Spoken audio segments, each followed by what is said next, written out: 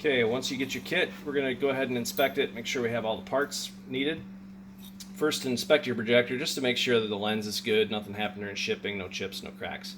Wear gloves when handling this, or just be really careful. Don't get fingerprints all over your lens, especially in the back side of it. When you're not working with this, go ahead and put it back in the bag that it came with just to keep dust from getting onto it. Okay, the first step we'll do is we're going to go ahead and put our retrofit brackets on there that come with the kit. You should have 4 of these brackets, 2 lefts and 2 rights.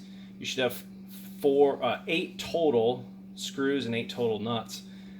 The way these mount is the flat side of these brackets faces the back of the projector.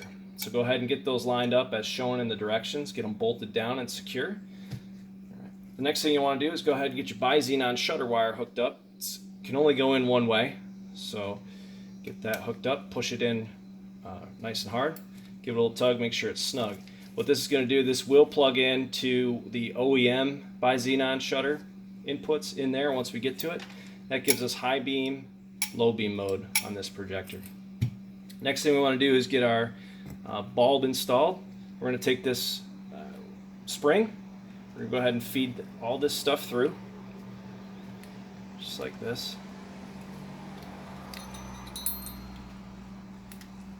Okay. Next thing we want to do is take the retaining nut, feed all that through.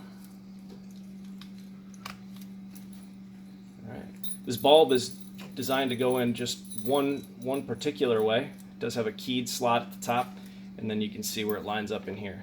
So we're going to go ahead and place this in, get the spring up against it, and go ahead and start to, it's a little challenging if you haven't done it a bunch of times, just because that spring wants to push this off, so you got to kind of put some pressure on, start tightening it down. Make sure that while you're messing with that you didn't, your bulb didn't get out of alignment. You want that to be perfectly straight up and down. If it's not, the projected light is going to be distorted a little bit.